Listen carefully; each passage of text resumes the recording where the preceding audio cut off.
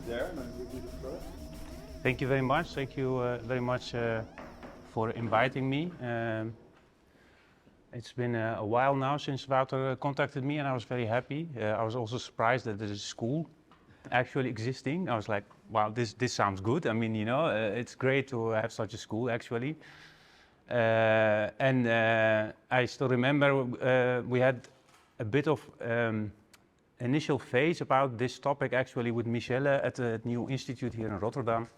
It was in 2015, and this was really like the first baby steps of reconstruction, because everybody was still busy about there's war, there's conflict, is there something we can do about? And we thought of course there's something to do about, even if the conflict continues, and of course we have to be prepared for the future, because processes of reconstruction where peace starts actually goes very rapid, and then it becomes very chaotic, and it becomes very political and economical, and then in the meantime you lose the soul of the city. And why I wanted that is because I did a lot of research about previous cities, from Sarajevo to Lebanon to Berlin to think of, and Rotterdam of course, good practices, bad practices, what happened, what went wrong, to understand actually how can we tackle this topic. And of course it's a very complex one, especially in the context of the Middle East, the ongoing, of course,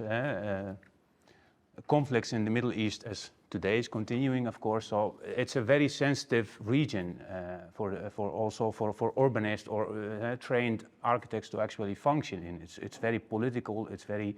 It's beyond our practices. You don't have a clear boss. You don't have a clear person who says this is the assignment, this is what we want. It's mostly very political, and there's a lot of powers who all of them have interests and they want to do a lot.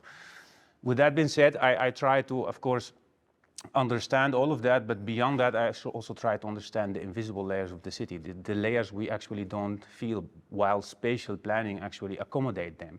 So what does that mean in the practice? And to start with, what I concluded was destruction in any mean, war or conflict. Sorry, I'm gonna walk, I feel more comfortable. So if anybody is bothered by, then let me know. I don't like sitting while I'm talking. Destruction in any means, also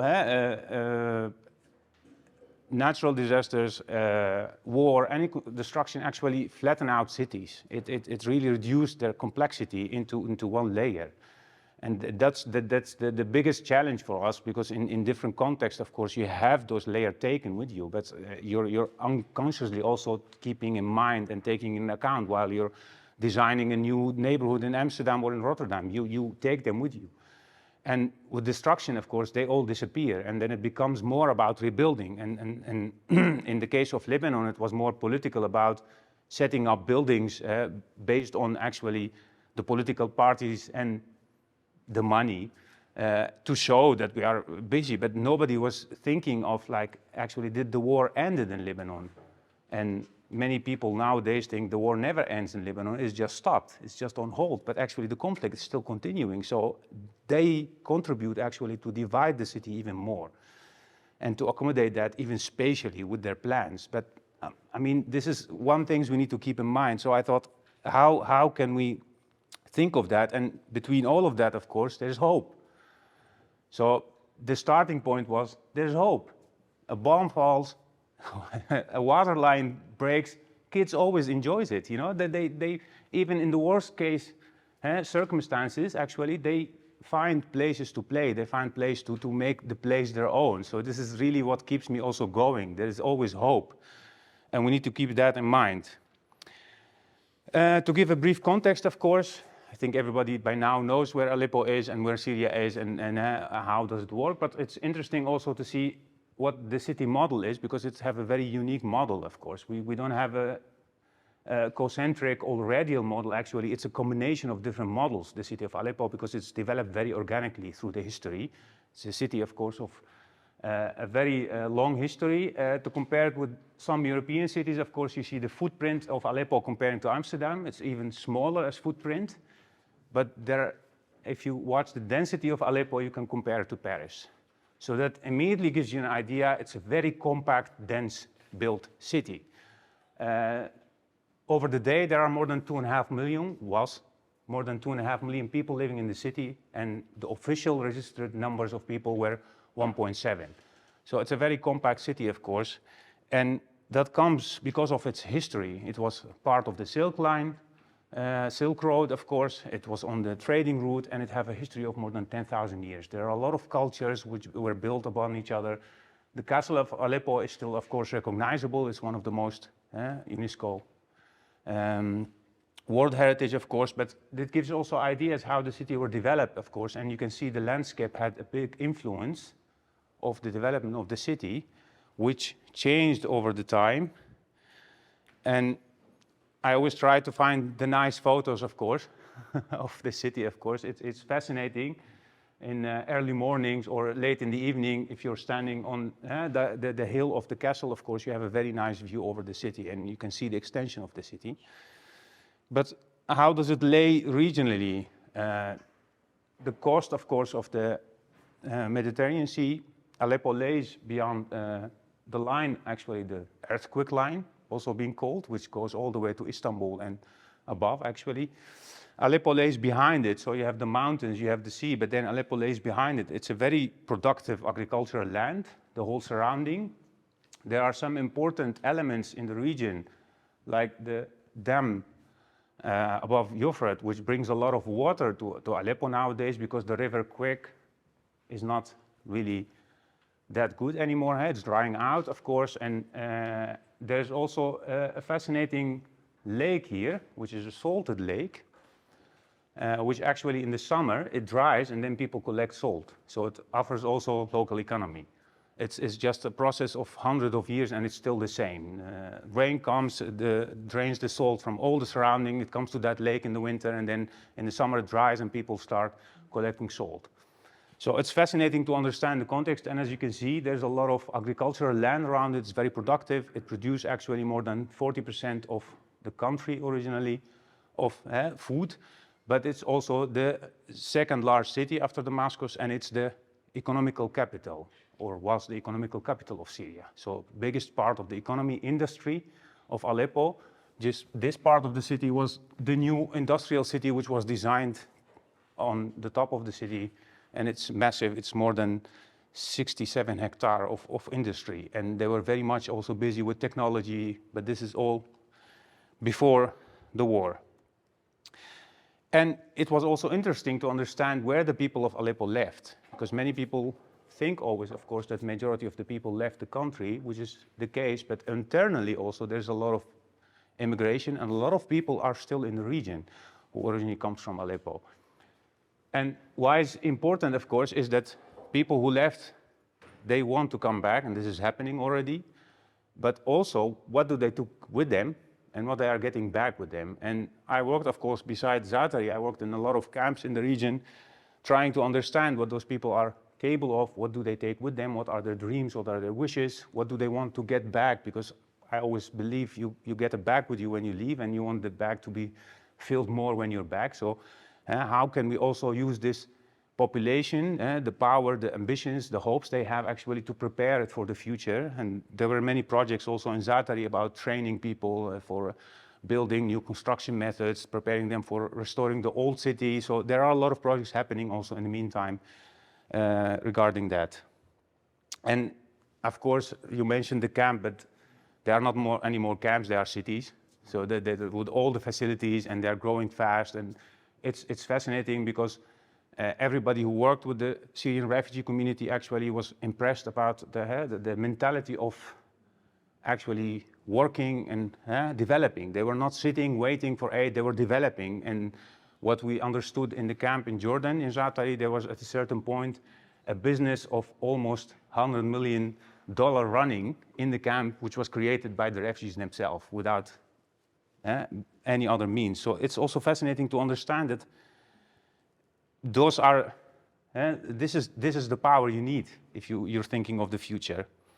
Anyway, understanding the city, of course, is understanding also what happened to the city. So we tried, which was also great. We got a lot of information from the ground through a lot of people who were still in the city, but also through a lot of international partners who were working in the city, UN Habitat, UNHCR, So they were collecting data, and we could get access to this data to understand actually the amount of damage in the city and where is the most damaged and what is the urban functionality, what does work, what doesn't work. So for example, electricity, water, all the basic services are not functioning for big parts of the city.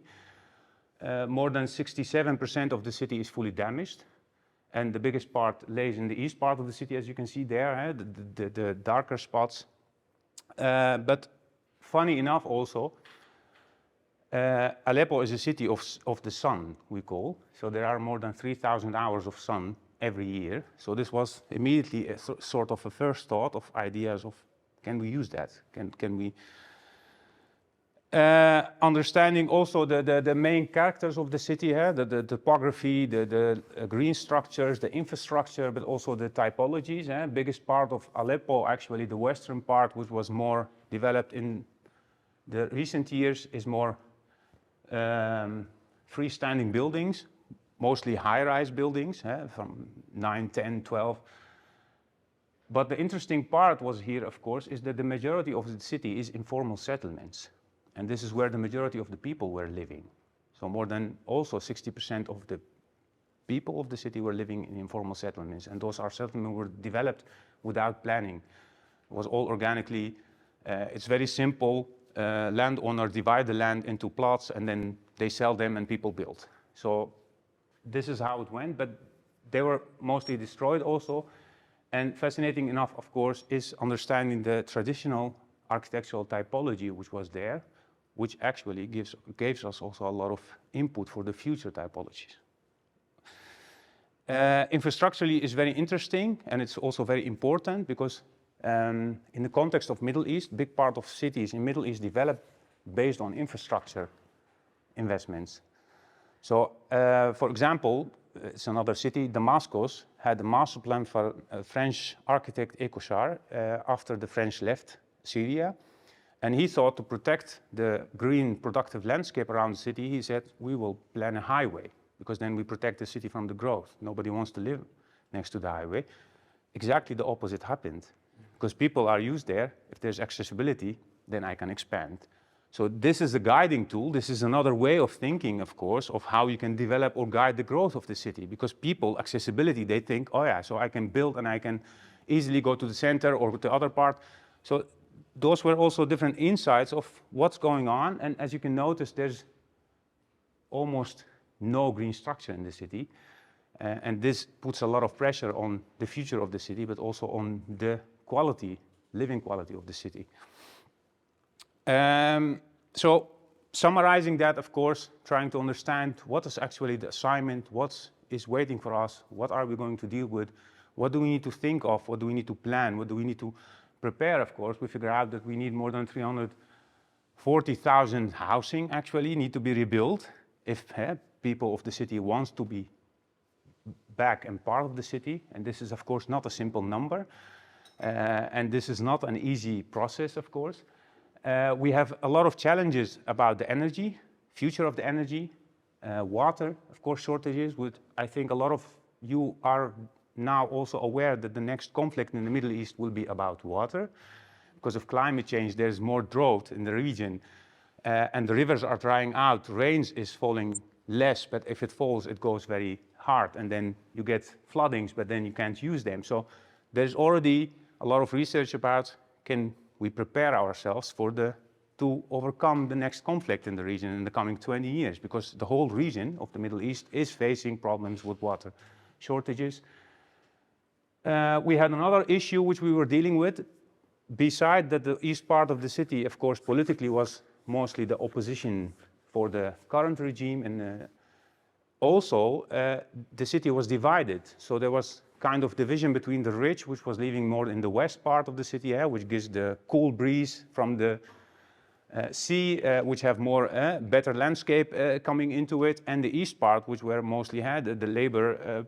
Actually, people who were more laborers, and they lived in informal settlements, and this part was fully destroyed. So we have the chance in the future, if we don't keep in mind, that the city can be divided into two, which happened in many other cities in the world. So we took that also in account, like we need to be aware of that, we need to plan things for that, we need to prepare ourselves for that, how can we overcome that? public space is a big problem. The culture of public space was changed during the initial revolution, war, everything, because people took over streets, which were once only for cars. People went out and they took over streets. So the public culture was changed. The use of public space was changed. And how can we actually use that towards the future? Can we already introduce ways of saying, for example, car-free streets? Can we introduce ways of saying, let's use the public space differently, but also the pressure of the non-green existing structure, which also grow if we want a climate adaptive city, for example. And of course, population, but also change of demographies. There's a lot of demographical change happened in the past of the history of the country, but also this can be part of the new history of the country. And this can be done easily, of course, so people don't come back and then their land's been taken over of their houses and another people come live in. This can actually create a lot of tension in the future also for generations. So can we also take that and keep that in mind, but also preparing ourselves for new typologies if we are thinking of the future. And for that, of course, I did this before, but I came back to it again while I was busy with this process. It's about the traditional typology which exists there, which is actually socially economically developed, but it actually have a lot of climate adaptive values as well. So the courtyard house, which microclimate was created, the small collection of water, actually the social aspect of it, of families which can grow and stay in contact, this can be also a tool, or we can translate it into new typology which can be used in the future. So how do we think of that? And the other part was also how the city streets were oriented. And you could notice mostly they were kept in mind the orientation of the wind, the sun, so they get the most cooling wind into the city and they get the most shadow in the summer. So there were many, let's say, simple tools were developed, but we could keep them in mind and take them with us towards the future. Based on all of that, of course, some more climate adaptation principles, of course, we start to learn and understand from the past, but also from other contexts, which we could take with us towards the plan for the future. So we define strategies, and as you can see, strategies for the growth, if the city can grow, if it will grow, if it needs to be restored, strategies to prevent actually divided city, strategies to make the city center of the city was, of course, in the past a very, how do I say, without insulting anybody, it was dramatic to reach. It's very full. It's very. During the day, you don't want to be there because it was really accommodating all the facilities. So we thought also, is it not an idea to create other centers to actually create less pressure on that? But also by watching the topography and the landscape, we figured out that there's a lot of rocky landscape around Aleppo, which is not good for agriculture nearby, which we can use for solar farming, which can provide the city with solar energy. And we saw, besides that the destruction, of course, destroyed a lot, there's also created chances because there are a lot of open spaces which were created, of course, if we want to introduce new adaptive, future adaptive elements toward the city structure. So we sketched the first master plan of the city or structure plan or first ideas about how this might look like, what do we take with us. And this was, of course, and still is to open up discussions with all the partners, with all the stakeholders. It's not a, let's say, a final vision. It's not a master plan which will need to be implemented. It's more to get people to talk with us, but to also discuss, to sketch, to put their thoughts and ideas. And putting the principles, of course, how do we deal with the green structures? How can we use them, maximize the use of the western wind, which is a big part of the year, more than 272 days a year, the wind comes from the west part of the city, so we can use it, of course, to cool down the city because the temperatures can rise to 45 degrees in the summer in the city center. So can we use that, of course? How can we use the riverbed as a very essential and green structure beside collecting rainwater, beside collecting the flooding season of the river to create and reserve space for water, which we can be reused in the other months, but also creating public programs on that. How can we deal with the multi-centrals in the city? How can we connect them? What is needed? New forms of transport? Are we introducing metros? Are we introducing subways? Or do we introduce other sustainable ways of transportation? Because we need to think of the future. We don't need to restore and rebuild only what was there. We need to think of the future. There are a lot of challenges facing us. So we tried, of course, and based also again on the infrastructure development, we could also decide, it's a tool actually to also guide the development of the city if it will be developed, because then you can preserve some land which you think it's needed for landscape or greenery or other functions by actually planning different infrastructures in different ways. So again, it's more for discussion, and then we went a scale down, we went to a district. We took also the district which was destroyed, the informal districts. Let's start from the point that if people will come back, of course, they have ownership they want to restore. How are they going to restore? Where do they need to keep mind? And how can we implement this strategy also on a smaller scale or the district scale? And you can see this is a district in the east of the city, and it was also 90% of it was damaged, of course. So can we introduce some new green structure? Is there space for water? Is there space for parks? Is there space for public space? Is there space for other smaller interventions which actually can facilitate that? And again, trying to figure out design principles which can be applicable for other spaces also. So it was more a practice of trying, getting back, extracting design principles, seeing how it functions, applying it to a different context and seeing if it works. And then we went to a scale also down to the neighborhood, and we thought, okay, now we're thinking of, this is also a projection of the destruction map of what is destroyed, of course. So imagine, how can we use it in a way which opened up spaces? Can we use that to create structure which might look familiar with the old structures of the city, which were, of course, besides socio-economically very fitting in the culture, but also more climate adaptable? And we thought also of processes of how can we use the rebel, which is there, how can we restore it locally, how can we reuse it locally? And beside that, we introduced the idea of, if we collect locally some rebels, if we collect it in a specific space, actually before you know, because people come to get materials out of that, informal businesses starts around it, but also you preserve a space for the future which you can introduce a bigger park. So it was more about thinking, how can we actually be prepared for the future?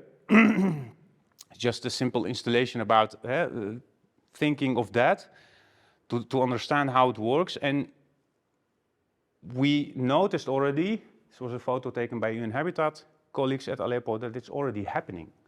So those informal activities or markets which are popping up in certain places, it's happening. So it's not that we thought of something which is not realistic, but it was more like, okay, it works, it can work. So can we introduce those items or themes actually into the process of restoring the city and preparing for the future, and trying to extract design principles, how and what on the neighborhood level. So thinking of block identities, thinking of main hierarchies in roads, thinking of wind orientation, thinking of climate adaptive streets.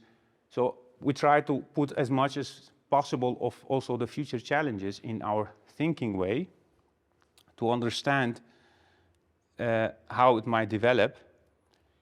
And we went even a step further of making simple starting ideas about street profiles to show what is the difference between different hierarchy and how can it work and where can it work and why should it work and why not.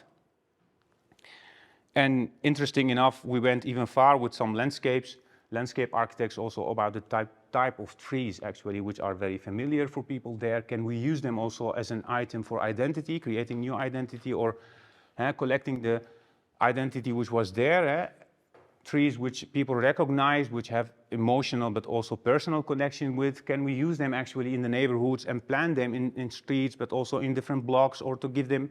So in the end, of course, just some simple sketches of streets which can be transformed, can be developed, just to show the abstraction of the thinking, but also the bigger scale. How will it work on a smaller scale? Will it work on a smaller scale? And we went even further. We thought of blocks. Can we actually transform blocks? Can we learn from the older typologies and the older patterns of the city? Can we introduce them to, again, integrate those strategies, design principles we were learning along the journey? And as you can see, of course, we try to create a lot of courtyards between different plots. And we start thinking, of course, while we were thinking on a block level, but how does it work on a plot level? What do you need to give the people to reach this? Because it's their own plot. What kind of rules? Are you going to introduce rules, or are you going to overwhelm them with that? So we start thinking of very simple ideas of transformation of plots. So as of course every city have planning rules. If you want to make the informal settlements into formal ones, of course you need to set let's say simple rules for that. And we thought of a couple of possibilities of how we can transform those plots actually to reach on a block level or even on a district level the ideas of the microclimates, the auto-free streets, simple squares for kids to play, of course, squares where actually people can, again, gather, but also they can share their future thought, but also what happened in the past. So it's also interesting. I spoke a lot with UN Habitat, which is busy on the ground there.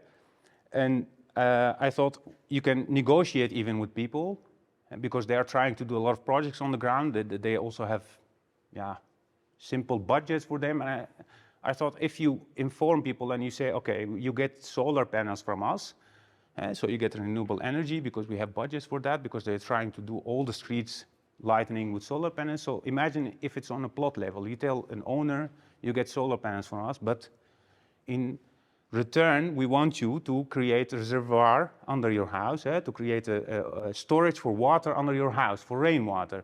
So they were like, yeah, but will it work? I was like, yeah, well, try it, you know, speak with people, try, see what they will, how they react on. So it started taking form and shape. I'll show pictures later on that the methods start working at a certain point, because people think always, I get something and I need to give something back. So as I mentioned in the beginning, don't underestimate the power of people and the capability. They can do a lot. But take them also along with you in the process of planning and designing. And we tried also to think of new plots, new blocks, because if there are developers, there are a lot of developers, there is a lot of international, let's say, powers who actually are waiting and busy with plans and trying to help and building and rebuilding. So we can also prepare for them also a set of tools if you want to develop collectively, if you want to develop a whole block, not only one plot.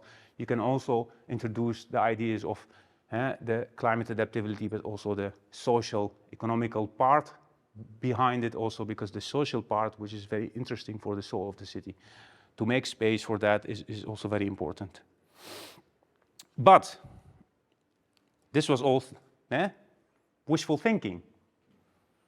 So yeah, you sit with a lot of different disciplines, great people, we all want the same, but yeah, if you go to the decision makers at that point, maybe they have their own architects and they have their own plans rolled out and they want to build Rotterdam, 2.0. Maybe they want to build Dubai again. Maybe they, and there are plans who actually thinking of such plans. So how do we convince them? In which way can we take them in our planning process? But also, how can we make them aware of the fact that there are risks in the future if you don't take in mind all those challenges which the future is preparing for us? You might actually create another problem in the near future, which we've seen in other cities. So we thought what we also did in Jordan also of scenario thinking, scenario planning, and it's a very valuable tool while planning uncertainties. Short introduction of scenarios. Me as a person, I have influence or impact on a lot of decision making daily. Yeah? I decide what to eat, I decide where to go, how to walk, but there are also a lot of other things which I can't influence, but I have to keep in mind. I have to be aware of it. I have to react to it. And this is where scenario comes. So uncertain things you can influence, you can make scenarios for that. And based on that, we made scenarios for Aleppo for two reasons. Besides taking people and all the stakeholders along the journey, we also thought we can also do something now. While the conflict is continuing, while it's still happening, we can do something now. We can prepare ourselves, because there are a lot of initiatives, there are a lot of international NGOs, partners busy there on the ground, but they don't know what to do. They're more like, we don't know, because if we fix something here, it might bomb again, so they are very much also confused about how and what we can do. So while sketching scenarios, we start understanding, of course, of what we call no regret measures. So you actually bring your risks to the minimum.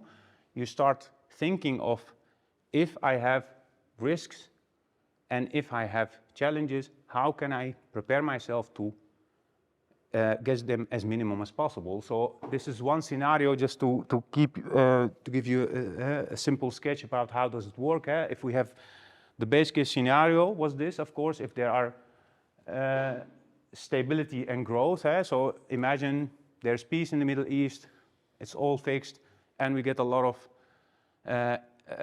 money, and there's a lot of powers from the war they want to invest. There's a lot of money, everybody wants to do something about it, but what are you going to do? How do you deal with it? What will happen to the city? Because if there's stability, initially a lot of people will come back to the city, and actually more population or more, because smaller cities which are destroyed will not be under attention in the beginning. So the bigger cities will take a lot of population in the beginning, so the city will boom, the city will grow rapidly. How do you decide where to grow? What do you need for that? How do you deal with the population which will come back? How do you deal with the energy demand which will grow fast? Can you fix it in a short time? Because if people come back, as I mentioned, they build themselves, it will go wild. So how can you supply them with all the services? How do you deal with the infrastructure which is needed? How do you deal with programs? How do you deal with food security? So all those uncertainties and all those topics, and more topics, of course, we introduced in scenarios, people start becoming aware, or stakeholders start becoming aware of what might this do if we have the best case scenario. And we come in each scenario with a set of opportunities and a set of risks which you need to keep in mind. So in this case was, of course, again, water will be a big challenge for the future. This might create a lot of tension.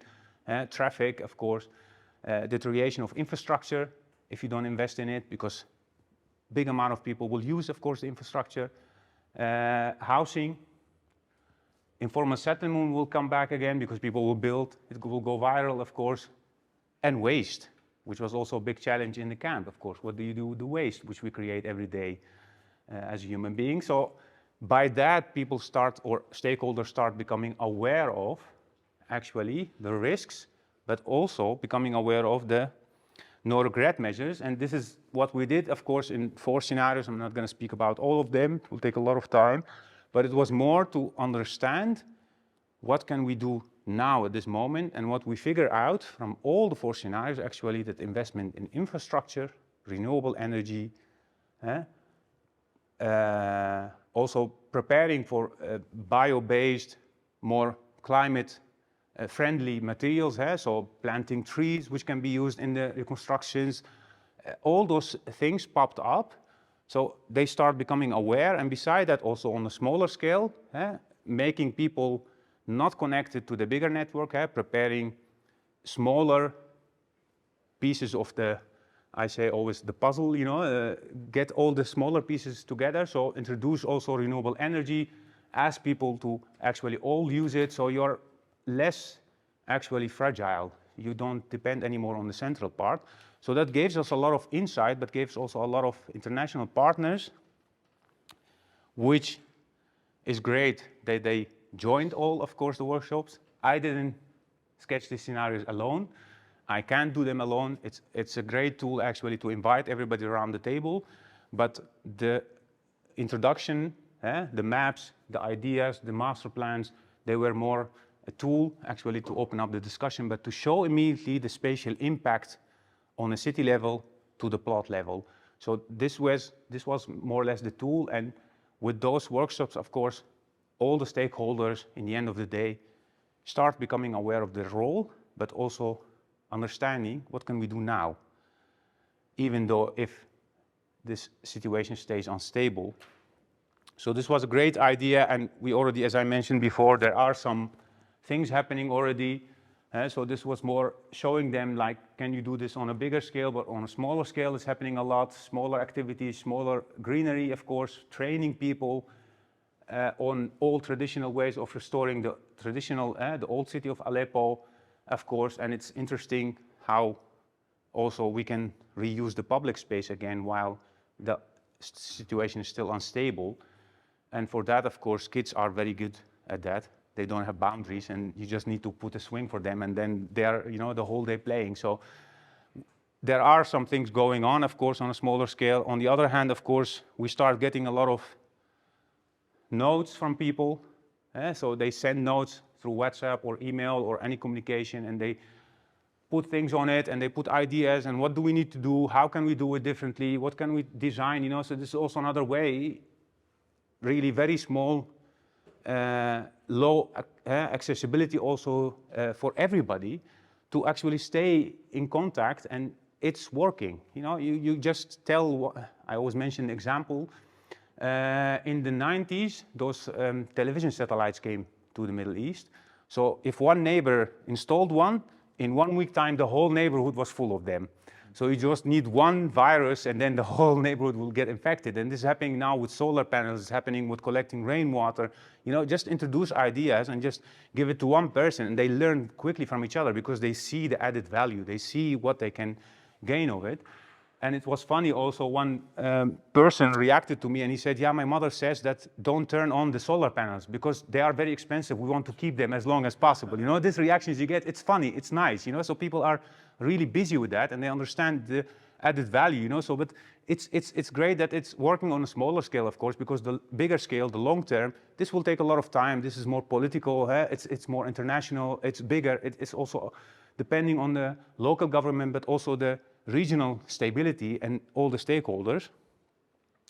So this was great. And another thing which is also very interesting to do, also prepare the younger generation for that. So I'm doing a lot of workshops with kids from AZC's, refugees camps, of course, to prepare them. So I play with them. Shall we design the future city? Shall we design a city from your memory? And in the end, of course, we put a spotlight in it and they can take it as a lamp and hang it above their bed. So it's also valuable to train and prepare the younger generation for the future, because this might take decades and we need all the power and all the youth also for that. So let's don't undermine them. We need to prepare them for that. And I mentioned to Wouter in the beginning, this just shortly, it's a different context, but I was asked a couple of months ago to help with local recovery plans and rebuilding plans for the earthquake region in Turkey, which is a great opportunity, of course, for me. It's a context which is very more or less similar, of course. It's different, but it's very relevant. And simply, I will just mention 3 regions, of course. Kahramanmaraş was the epicenter of the earthquake, and then Osmaniye was also very much damaged. Adana was not damaged, but Adana is facing now the immigration influx of all the other regions which were damaged. They're coming to the city. So Adana city, which is originally 700,000 population, they are now 2.5 million people. So it's crazy. So they also need help, of course. How can we and they are preparing themselves because also the next earthquake is predicted to be on this line. So they are expecting also a big earthquake in the coming 10 years. So they were like keen also to be a pilot municipality for that. And we already did the first workshops with scenario thinking of how can you prepare yourself, but also to understand what are they dealing with, what they are facing, what are their wishes. And for that, as you can see, we developed at a certain point a matrix. And the matrix is a very interesting exercise for everybody, because mostly they, as you've seen in the images, they think a lot on a city and a region scale, even though they all want to restore their social structures, they want to do community houses. They put it all on the city scale, even though I think, and where is the smaller scale? So the matrix needs to be filled actually fully, and to understand the relations between the different scales, but also to understand what can you achieve realistically in the first year, in the second year, third year, in 25 years, because they want now to do everything in 1 year. So you can see it in the first 5 years. They want to become climate adaptive, smart. They want, all the big things, they want to do them all in 5 years. So they start also through the discussion with the matrix, but also with the scenario thinking, understanding actually what is realistic, how can we react, but that's also a natural reaction. If something happens, you want to, as quickly as possible, restore everything. So it was a fascinating process also introducing the matrix, because you really have to break your head, I say always, to fill it all, because it's very tough to understand what does it mean on a house level and what does it mean to the region, how do they relate to each other, and what does it mean in 1 year and in 5 years and 25 years, how and what do you need to develop. So I just wanted to mention that, and this is of course the scenario sheet. Just the second workshop will be actually to develop now, because we now decided which core uncertainties they are facing, and the second workshop will be designing the scenarios actually and the consequences of scenarios, and then coming back to the matrix again and telling what is the important themes you take with you and what actually you think of the matrix again. And I'm very curious how they will refill it again, because I'm very curious also, are they becoming more realistic or not? With that being said, thank you very much for listening. Thank you.